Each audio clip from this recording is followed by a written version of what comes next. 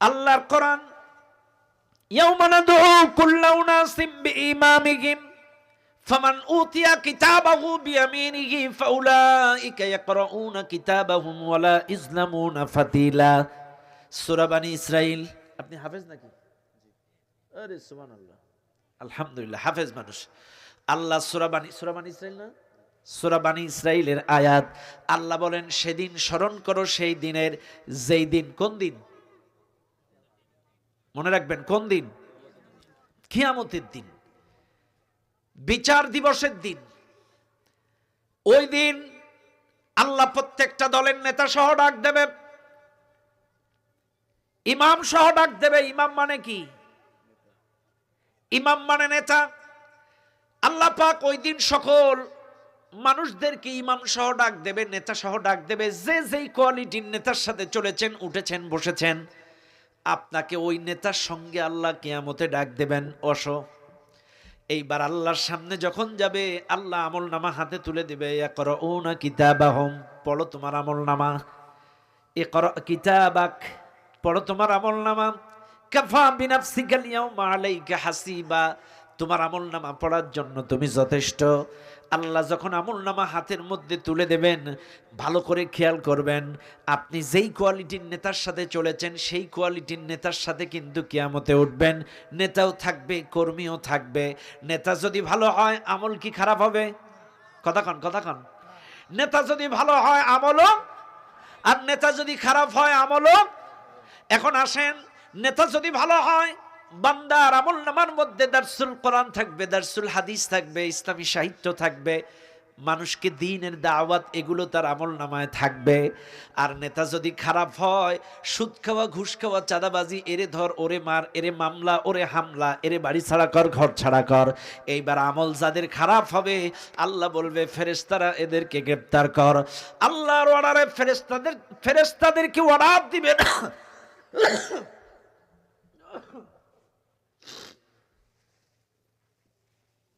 আল্লাহর অর্ডারে ফেরেশতাদেরকে অর্ডার দিবেন, গ্রেফতার করো। গ্রেফতার করার অর্ডার দিবেন।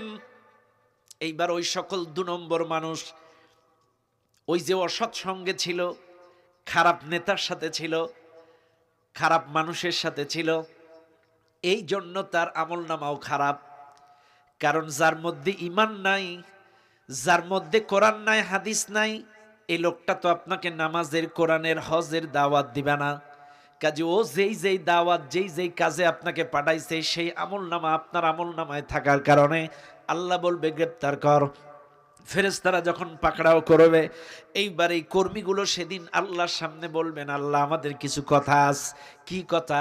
এইবার বান্দা বলবেন, আল্লাহ ওয়াকালু রব্বানা ইন্না আতা'না সাদাতানা ওয়া কুবারানা ফাআদাল্লুনা সাবিলা। আল্লাহ, দুনিয়ায় তো আমাদের নেতাদের আনুগত্য করেছিলাম, ওই বড়রা, ওই নেতারা যা আদেশ দিয়েছে তাই করেছি। ওরা যদি বলেছে এরে বাড়ি ছাড়া কর, আমরা তাই করেছি। ওরা বলেছে আগুন জ্বালা, আমরা তাই জ্বালিয়েছি। ওরা বলেছে সাদাবাজি কর, আমরা করেছি। ওরা বলেছে এদের নামে মামলা দে, আমরা তাই দিয়েছি।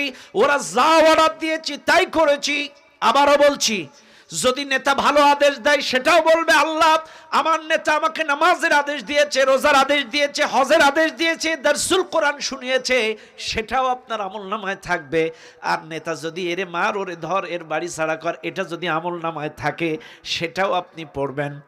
বান্দা বলবে আল্লাহ এগুলো আমরা করিনি, আমাদের নেতাদের আদেশে আমরা করছি, কাজে আজকে আমাদের একা ধরলে চলবে না। রব্বানা আতিহিম দুইফাইনি মিনাল আযাবি ওয়া আনহুম লা'নান কাবীরা, ওদেরকেও ধরো, দ্বিগুণ আযাবে পাকড়াও করো। কারণ এই আদেশগুলো দিয়েছিল ওরাই।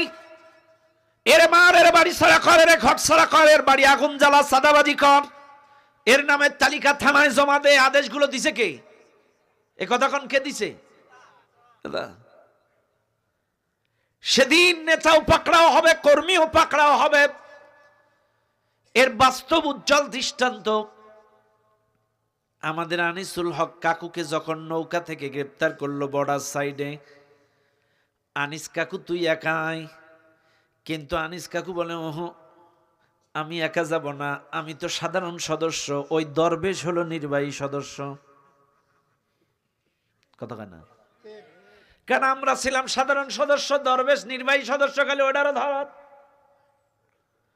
পুলিশ কয় কিসের দরবেশ, এত দাড়ি নেই, মানে ওটাই দরবেশ। তাইলে বোঝা গেল কোরআনের সাথে বাস্তবতার মিল। কিয়ামতের ময়দানে কর্মীগুলো নেতার নামে নালিশ করবে, আর এই জালেমেরা দুনিয়ার মধ্যে তার বাস্তব জ্বলন্ত প্রমাণ দেখায় দিচ্ছে। যারে রিমান্ডে নাই সেই কয় এটা আমি করি নাই। আপনারা দেখেন নাই ভিডিও ভাইরাল, এক পুলিশের অফিসার আসাদুজ্জামান কালের ওই যে স্বরাষ্ট্রমন্ত্রীর কাছে যে বলে, দেখেন স্যার একটা মারি আর একটা পড়ে, তারপরেও নড়ে না।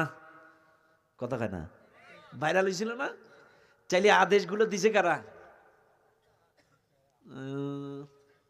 কিন্তু দুঃখজনক হলেও সত্য, সেই শয়তান কটা আগে পলাইছে।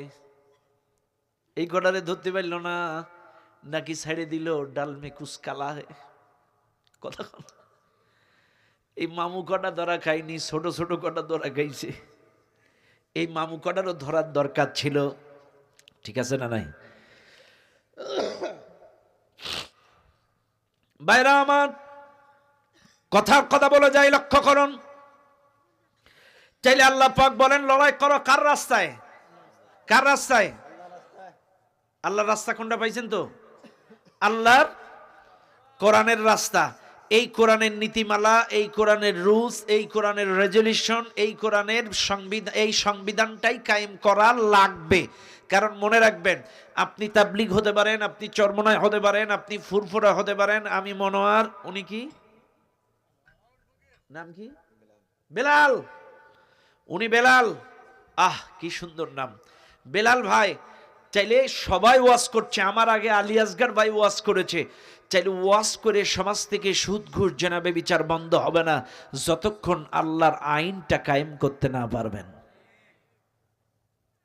খেয়াল করেন, এটা কি? এটা সিয়ার। কি সিয়ার?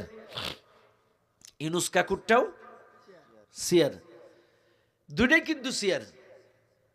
এখন আমি যদি ওয়াজ করি বাবারা চুরি করবেন না, চুরি করা হারাম, চুরি করবেন না, চুরি করা হারাম, অন্যের সম্পত্তি অন্যায়ভাবে ভক্ষণ করা হারাম, আমি যদি ওয়াজ করি শহীদ হয়ে যায়, গলায় রক্ত বের হয়ে যায়, কালকে থেকে তো চুরি বন্ধ হবে? হবে না? শহরতলির মুসল্লি কিন্তু জুতার টেনশনে ঠিক মতো দোয়াও পড়তে পারে না। একথা কান?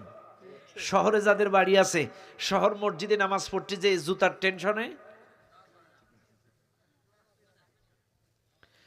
التحيات لله والصلوات السلام عليك أيها النبي وبركاته اللهم صل على محمد كما صليت على জুতোর দিকে তাকাইয়া দোয়া পড়ে। তাইলে আমি যদি এই চেয়ারে বসে ওয়াজ করি, জুতা চুরি বন্ধ, সাইকেল চুরি বন্ধ, দুর্নীতি বন্ধ, কিন্তু ইউনুস কাকু যদি ওই চেয়ারে বসে একবার বলে আগামীকাল থেকে যেটাই চুরি করবে কোরআনের আইন বাস্তবায়ন, আস-সারিকু ওয়াস-সারিকাতু, চোর চুরি করলে চোরের হাত কেটে দাও, এই আইন যদি ইউনুস কাকু ওই চেয়ারে বসে বাস্তবায়ন করে, বলেন তো পরের দিন থেকে চুরি বন্ধ হবে কি হবে না? চাইলে বোঝা যায় এটাও চেয়ার ওটাও চেয়ার, এই চেয়ারে বসে ওয়াজ করে লাভ নাই। চেয়ার যদি বড় হয় আদেশ নিষেধ কার্যকর হয়। কাজী এই চেয়ারে কিয়ামত পর্যন্ত 1974 সালের 71 সালের পর থেকে এই দেশে কম হুজুর ওয়াজ করে নাই, চুরি বন্ধ হয় নাই, দুর্নীতি বন্ধ হয় নাই, কিন্তু শুনে নেন, বন্ধ আগামীতেও কিয়ামত পর্যন্ত হবে না যতক্ষণ চেয়ার পরিবর্তন করে আল্লাহর আইন কায়েম করতে না পারবে। আমার নবীও তাই করছিল, আমার নবীও তাই করেছিল। শুধু নবীর দাড়িটা ঠিক রাখবেন, টুপিটা ঠিক রাখবেন, মেসওয়াকটা ঠিক রাখবেন না, আমার নবী কোন কায়দায় সমাজ পরিবর্তন করেছে এই কায়দাটাও ঠিক রাখা লাগবে। আমার নবী 13 বছরে মক্কার কোন সুদখোর জেনাবে বিচার ওয়াজ করে বন্ধ করতে পারে নাই, কারণ এই 13 বছরে প্রেসিডেন্টের চেয়ার নবীর ছিল না। 13টা বছরে নবীকে মূল্যায়ন করেনি, কিন্তু যখনই মক্কা থেকে মদিনায় যেয়ে মানুষকে দাওয়াতি কাজ করে, অহুদ বদর খন্দক লড়াই করে এই চেয়ারটা দখল করে আল্লাহর কোরআনে শাসন প্রতিষ্ঠা করলো, অটোমেটিকলি সমাজ পরিবর্তন হয়ে গেল। কাজে আপনাদেরকেও বলি, এদেশের মানুষগুলো যতক্ষণ পর্যন্ত চেয়ার পরিবর্তন করে কোরআনী শাসন কায়েম না করবে, এই সমাজ থেকে সুদঘুর জেনাবে বিচার বন্ধ হবে না। এই তো কয়দিন আগেও আমাকে গাড়ি ধরলো, তো আমি বলছি ভাই আওয়ামী লীগের আমলে কাজ হইতো, এখন হবে না। বুঝেন, বোঝানো বলছি তাহলে ওই সময় হুজুর টুজুর মানত না, গড়ে নিত, কিন্তু এখন হুজুর দেখলে আইন দেখায়। আমার চোখের সামনে আমার ড্রাইভার ওনাকে ম্যানেজ করার চেষ্টা করলো। আমার ওই দিন মাহফিল ছিল সাতক্ষীরার থেকে জামালপুর, একদম এমাথা ও মাথা।